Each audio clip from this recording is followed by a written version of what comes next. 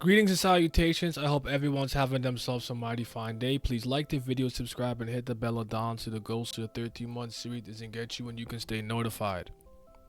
It was a good chapter. 8 out of 10 for me. I'm a lot of you. I was worried about coming back to the present time and how we would transition into things, but so far, so good. So let's stay on a positive vibe and a positive beat. But before that, I only want to speak to the part of the chapter that didn't personally resonate with me, though in context of the story, I think is important and it's meaningful. I just don't care for Bellerir, and I don't like Enkidu.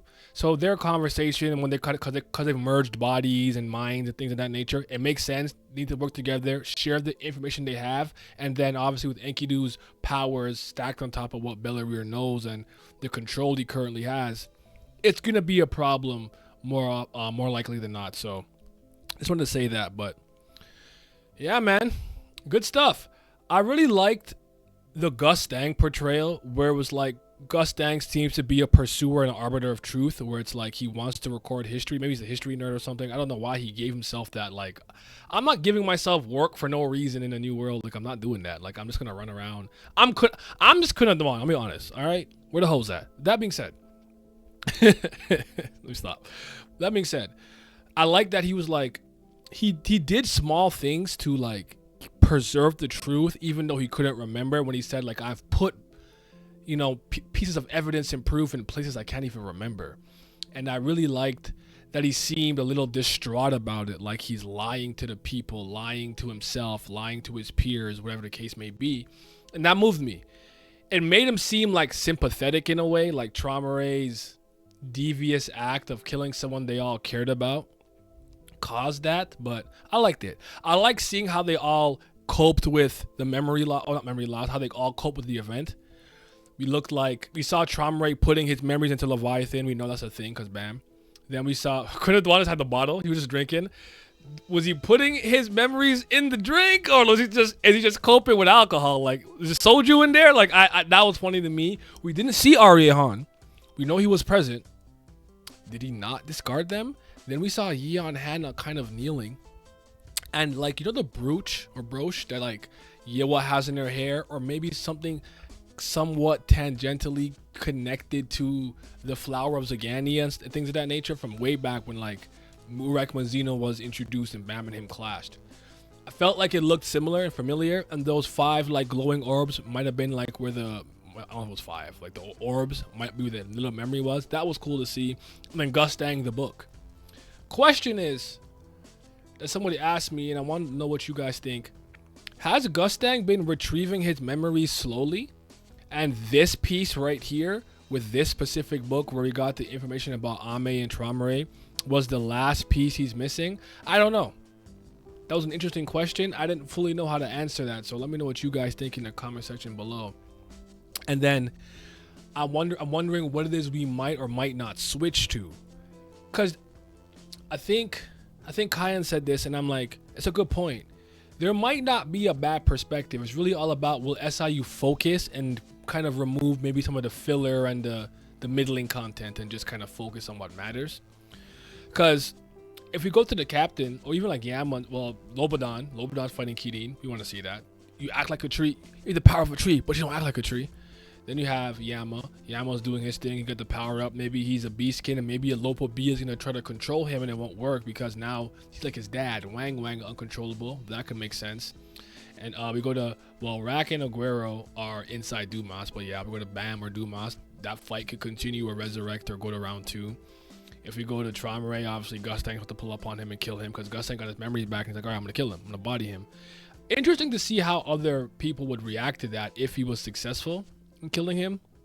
And then like, if we switch, even if we go to the Tree of Arlene or the Snow Garden, I still want to see that stuff. So like, Mazino, Luslek, it doesn't seem like there's a perspective that really is a Nell. So let's hope that, no matter what happens, we continue on this trend of being in a good stretch and a good run. But yeah, man, I really did enjoy this chapter though. Like, and Dorsey having a king piece, and then Holland trying to like get her out the paint with his like ability, and she actually bonged and stopped. And then you saw freaky ass nigga, he a freaky ass frog, freaky ass frog. Cobalt put up the gang signs and said, no more Uber, no more Lyft, no more taxi. Stop that teleportation. So put respect on Cobalt, all right? He nice. He nice. I also like what we've dubbed him the fifth Zen frog, the frog with insight that can see the truth. I like that he used it. We saw that frog a bit in the flashback. It was cool to see it using it on Dorsey. Like, what piece do you have? Oh, yo, she has the king. Bring her over here. And then obviously the dichotomy of like not being able to just, I guess, straight up body a princess of Zahar. So they might have to go about it a certain way, but maybe Traumer can get away with it, especially if it's a casualty of war based on what's happening here in this situation. So I still have a lot of questions, more than I have answers. Unfortunately, it is what it is with this series, with that. But I am excited to see what's going to happen in the future. Hopefully, it all hits, it all slaps. I want to know how everyone else is feeling in the community. Are we moved? Are we unmoved? What is it we want to see the most? Do you like? I would love to transition straight into the match, the great match, or whatever. Like, let's not waste any time. But I'd be remiss if I don't mention this part. It seems that whatever Traumerei was able to do, and then Gustang, I guess, playing ball and not calling him out directly, was a kind of direct catalyst into the split with V and Arlene, and them being even angrier and joining the forces to get him out. So this is pretty much a pretty fragmented backstory and flashback. There's probably so much more we need to learn and see, but yeah, man, good chapter. I liked it. I got some questions, but we'll leave it at there for the time being. Let me know what you guys think in the comment section below. Please like the video, subscribe, comment, share, follow me on all my socials, and y'all be safe. Man, I want more Kernadwan so badly, bro. I do.